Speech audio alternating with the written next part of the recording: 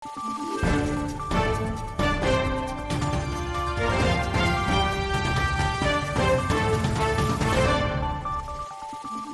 araw, Pilipinas! Ito ang Valiente News hatid sa inyo ng Office of the Vice President.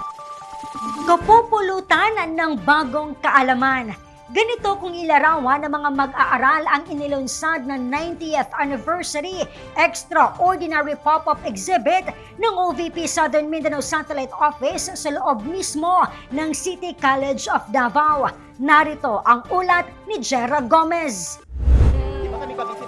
Naabutan namin ang first-year college student na si Maxwell na pinagmamasdan ng historical exhibit ng tanggapan ng pangalawang Pangulo sa loob ng kanilang campus o sa City College of Davao.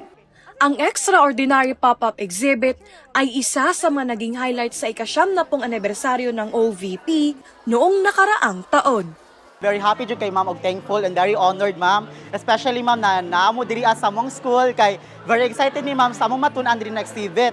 Tingod ani na exhibit ma'am for us ma'am na ma-learn na mo ma'am ang mga background sa mga vice president and especially sila mga nabuhat para sa ato ang nasud ma'am.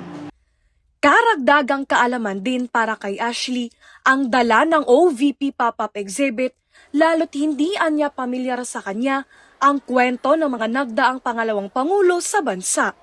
Mga nakabutan diri nabalaan ako kung kinsa ang mga tao nga nasa likod sa mga nahitabo nga improvements sa ato ang bansa karon ug sa ilahan na contribute sa ato ang bansa. Muling binuksan ng OVP Southern Mindanao Satellite Office ang 90th Anniversary Extraordinary Pop-Up Exhibit noong ika-12 ng Enero at mananatiling bukas sa mga Davaoenyo at bisita hanggang ika-5 ng Pebrero.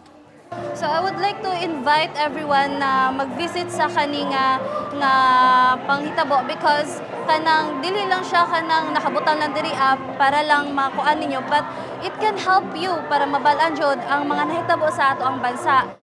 Mga kapwa nako estudyante, ginauhag tamong tanan na bisitahon ang mga nyanani na exhibit kay para nako pasama sa kuan na nakatuon sa mga nagkadaiyang mga gibuhat sa ato ang gobyerno or sa especially sa Office of the Vice President.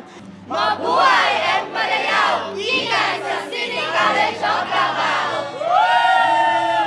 Mula rito sa Davao City, ako po si Jera Gomez. Lahat para sa Diyos, bayan at pamilyang Pilipino. Valiente News. OVP Pop-Up Exhibit dinala na rin sa lungsod ng Ilagan, Isabela Province. Ang karagdagang detalye, abangan sa susunod na episode. Ako si Claudette Loreto para sa makabuluhan, naninindigan at matapang na mga ulat at impormasyon. Maraming salamat!